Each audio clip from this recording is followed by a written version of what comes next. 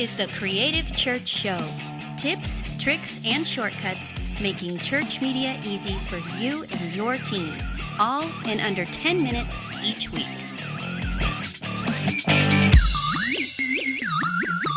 Today's episode, what I want to do is talk about the importance of your church website.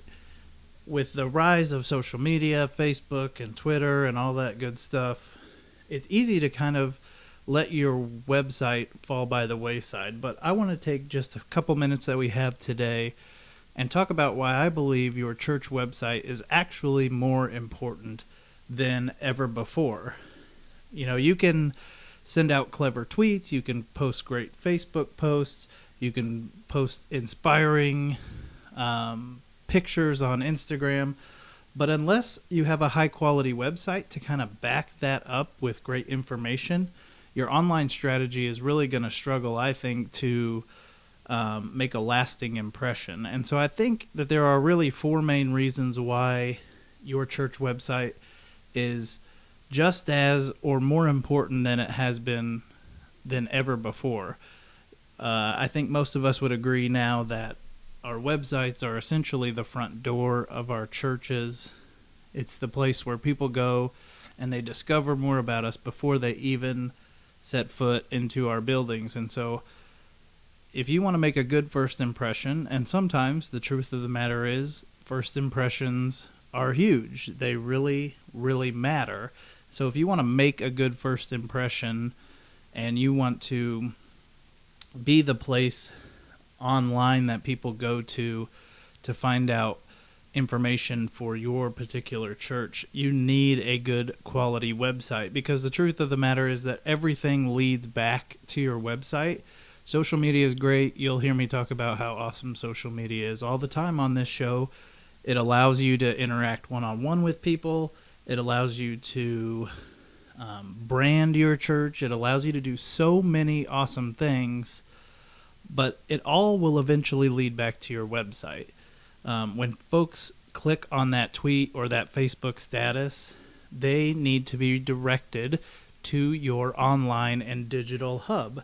And so if you've put the work in on the social media side, but you've kind of let your website fall by the wayside, then you're going to really struggle to have a successful digital marketing campaign that works, because your website needs to be able to receive those visitors that you get and attract from social media. So if you're putting the work in on the social media side, I would highly recommend that you spend the time to invest in a good quality website. Only your website can really give a complete picture of your church. Using Facebook and Twitter, even Snapchat, Instagram, those are great kind of snapshots of what your organization is doing. But if somebody really wants to dive in and get the meat of what your church is about, you have to have a good quality website. So our world is so fast-paced. There's so many things going on in your news feed. Your website is really the only place that can show all of the information somebody who's curious about your church needs and wants from your church before they decide if they're going to attend a service or not. So on social media, you're essentially just renting space. You're kind of at the mercy of Facebook, and that's what, the whole algorithm thing with Facebook and even now Instagram, you're basically at the mercy of what Facebook wants to send to people unless you're willing to pay for it. So having that quality website is going to ensure that from start to finish, you have great engagement with people who are interested in what your church is doing. Another great thing about a church website, and why I guess it's so important, is that the stats don't lie. If somebody's walking through the doors of your church on a Sunday morning, the chances that they've already looked at your website are very high. I think the latest stats are somewhere around like 80% of first-time visitors are checking out websites. At my church, we've used analytics on our website to find out that more than 50% of our website video visitors have also downloaded a sermon. And so people love the fast-moving pace of social media, the kind of hit and miss. But before they bring their family, their kids, their friends to a church, they are going to take the time to, at the very least, skim through, if not dive deep into your website. So your website needs to be up to date and ready to receive those visitors. The other great thing about having a good quality church website is SEO. It's search engine optimization. Just now, Google is starting to integrate Twitter into their searches, but really where the meat of getting discovered is in that SEO. So when somebody moves into town, it used to be that they would, ask their coworkers, maybe they drive around town looking for a church. But for the most part, they find your church now online. And so if your church is not coming up when they perform a search for churches in your city, they may never find out about your church. So it doesn't matter how awesome your services are, it doesn't matter how great your kids' ministry is.